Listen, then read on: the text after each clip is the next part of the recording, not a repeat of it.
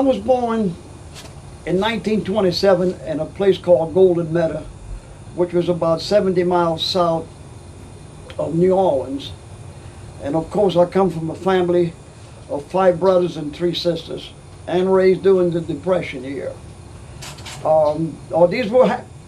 These were happy times and some rough time in between because of the Depression, but I had a happy childhood upbringing. Mom and Daddy, took very good care of us and made sure that we had everything we wanted, So raising with 3 sisters and 5 brothers, we were doing pretty good. We were happy kids growing down in the bayous, and fishing and swimming and doing whatever a Cajun does during the summertime. So we had a pretty good life. My daddy was born on Grand Island in a family of 12, 9 brothers and 3 sisters, and they were all fishermen. And after the 1915 storm, well, it wiped up the island, and so everybody moved to Golden Meadow and settled down at that time.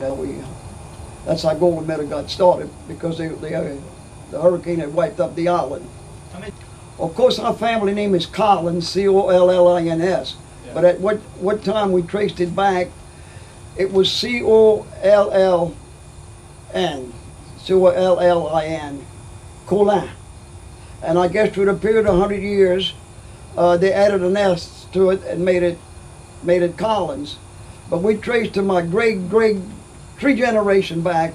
My great-great-grandfather was a lieutenant in the French army and migrated to Nova Scotia. And after that, they denounced the Queen. Then, of course, they were all fishermen. So some of them stopped in Connecticut, and the rest of them migrated down to Louisiana, and the rest is history. You know what I mean? To control 8 kids, you had to have discipline. Daddy was never home, so Mama raised us in a way. She was she was the head of the house. She was playing the part of a man and a woman because Daddy was never home. Yeah, Mama was strict, but she had to. But she loved us.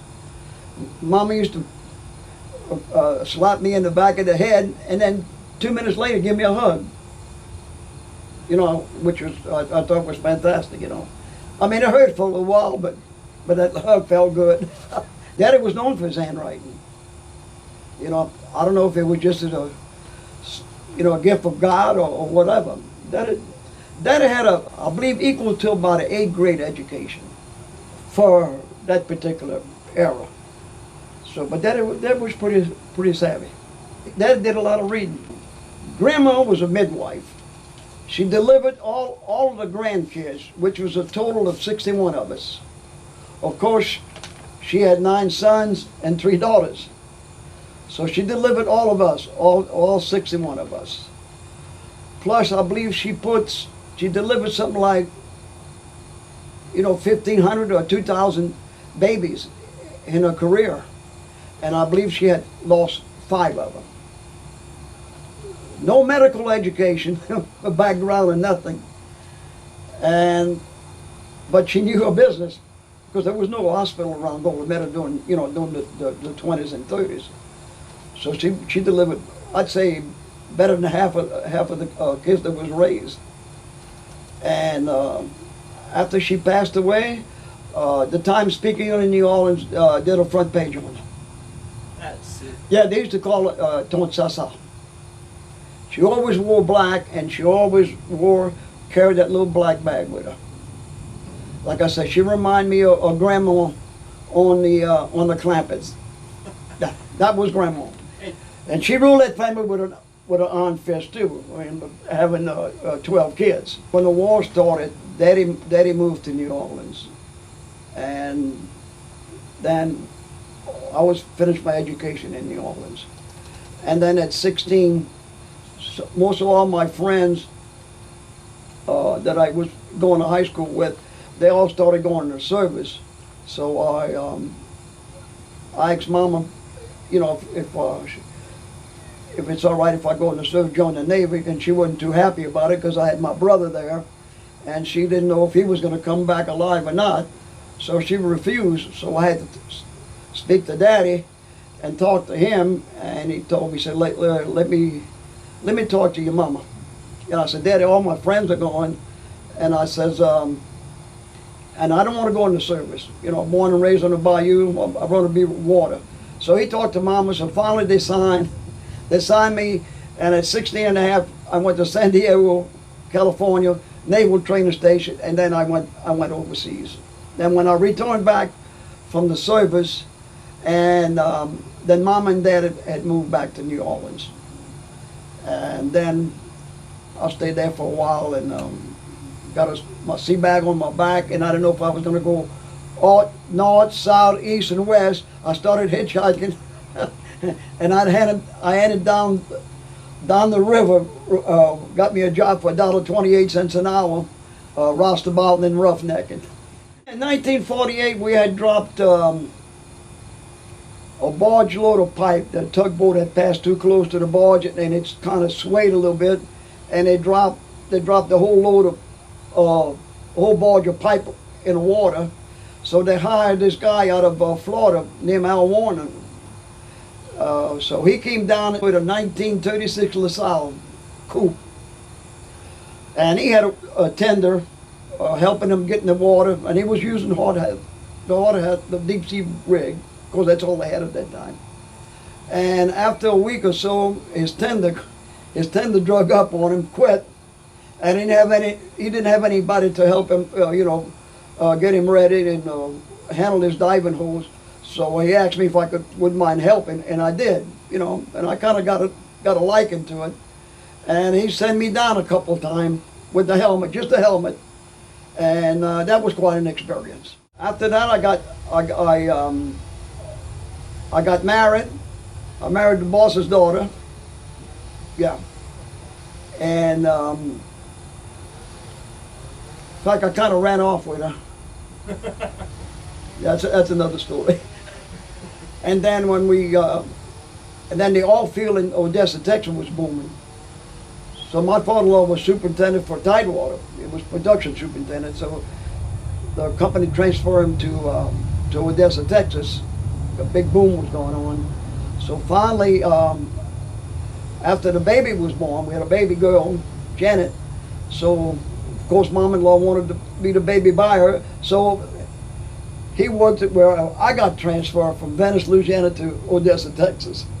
And I stayed there 6 years in the oil field. After West Texas, Mama passed away. And kind of left Dad in a bad situation, So finally, I asked the company to transfer me back to New Orleans, which they did, no problem. And so, Daddy wanted all of us together. And he got us all together. In 1956, I met John Val, who was playing a piano at a lounge in New Orleans. And as I walked in, he was playing the piano, and he was playing classic music, which I am a lover of classic music. And I asked the bartender, I says, "Where'd y'all get the new piano player?" He says, He's from Paris, France. I said, "You kidding?" So after I had a few drinks, I went to talk to him, and he asked me what kind of business I was in. I told him, I said, "Jean," of course I was speaking French to him. I struck up a conversation in French to him. I says, "I work in the oil field. I'm roustabout. I'm working offshore, and that's what I do for a living." He says, "I've got some friends that are in a diving business. They're in Key West right now, and we'll be coming to New Orleans very shortly." I says, "Well," he says, "they'll be back in about 2 weeks." I said, "Well," he says, "I would like you to meet them." I said, well, good.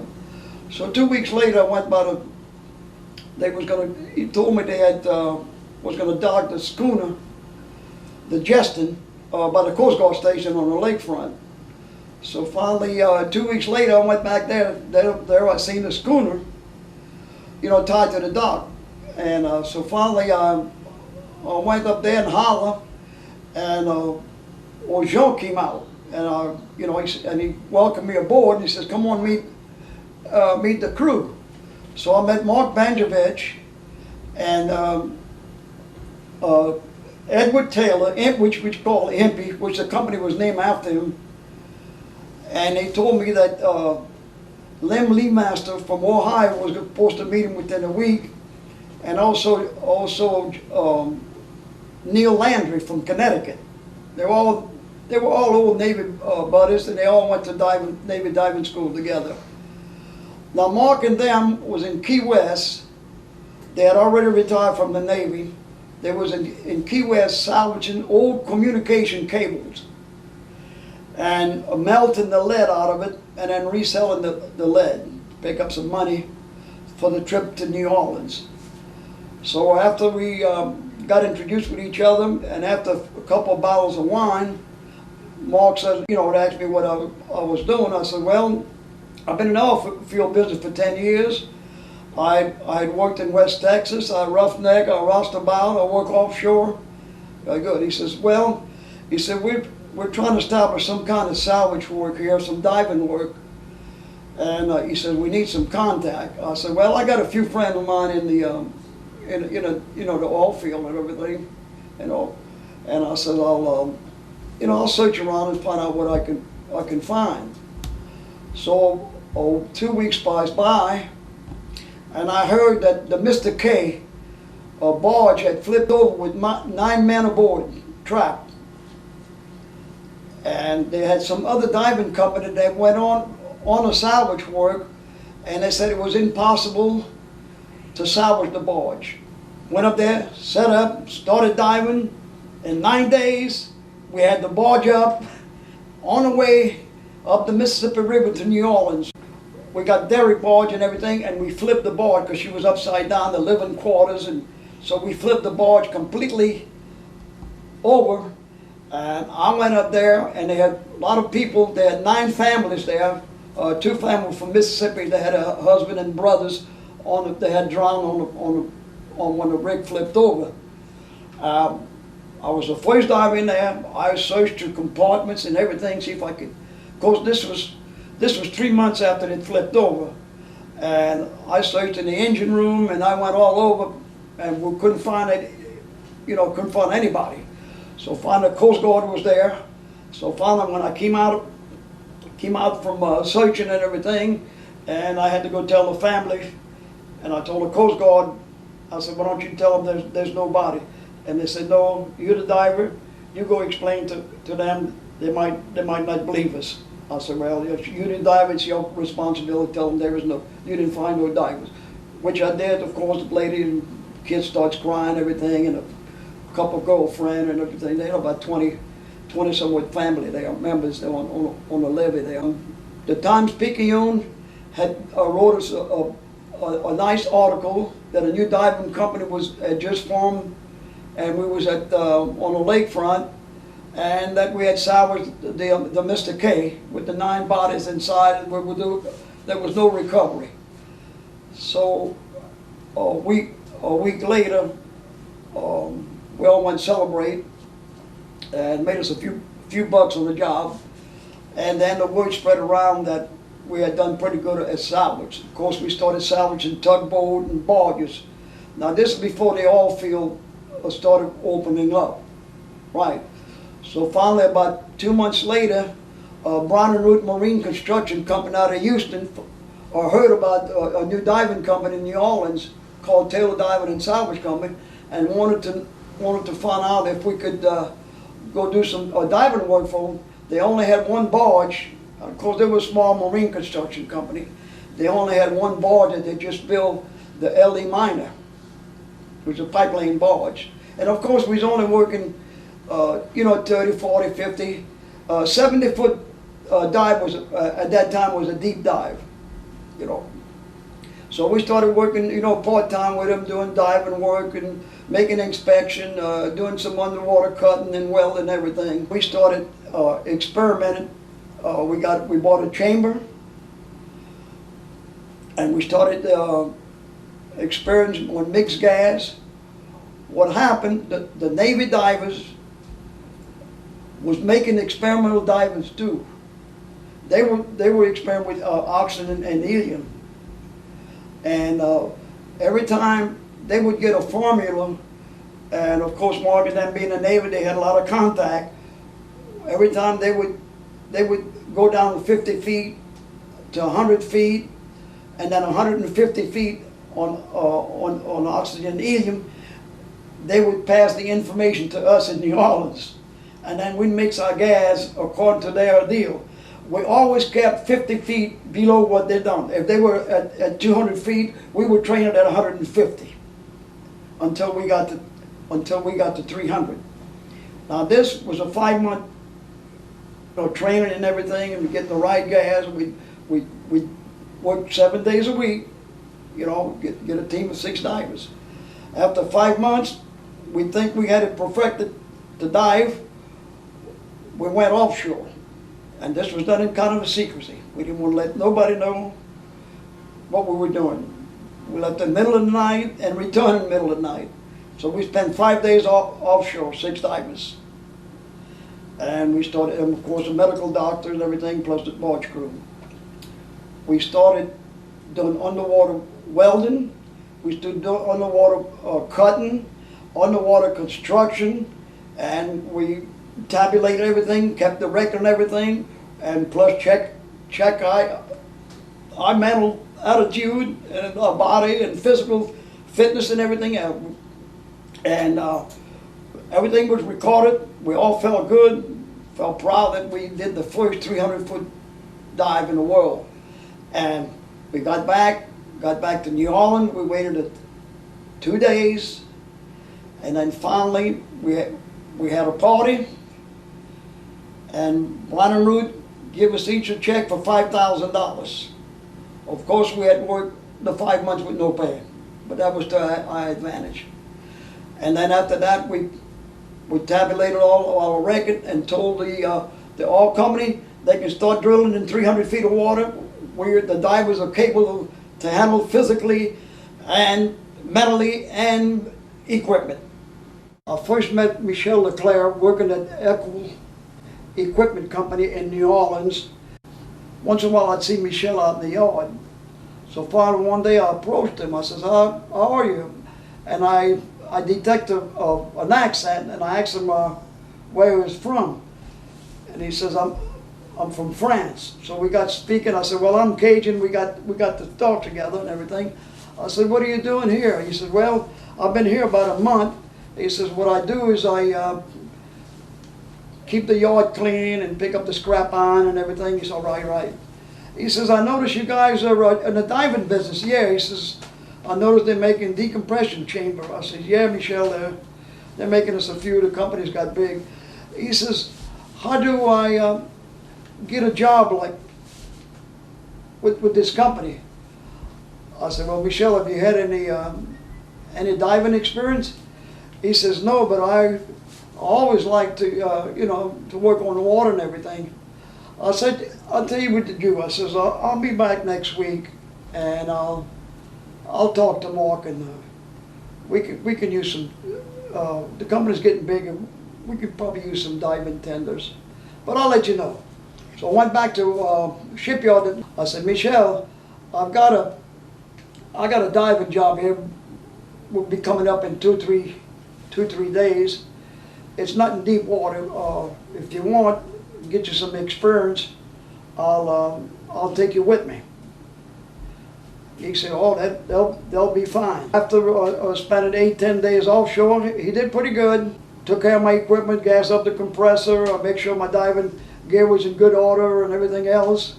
And finally we came back to New Orleans, and I haven't seen him in a week, and he came back. He said, what's going on? He said, is there any other job? I says, Michel, I'm fixing to go to the Persian Gulf. I don't know if you want to, and we'll be going quite a long time. Yeah. I said, I don't know. Oh yeah, he says, the Persian Gulf. He says, yes.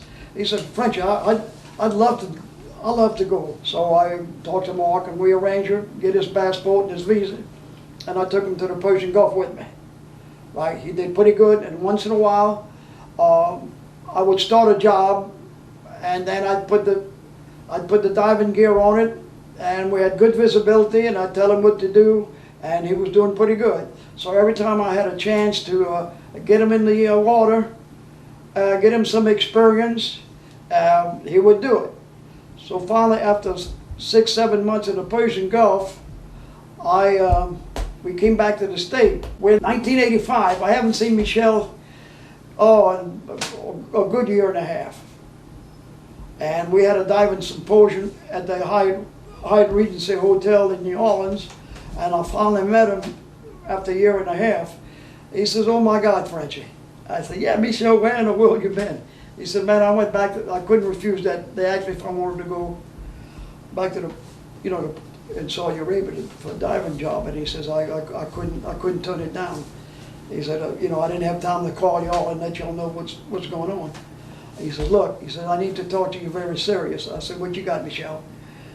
He says, "How long you gonna be in?" I said, "I'll be in maybe 5-6 weeks. Then I got to go back and get ready for the Persian Gulf."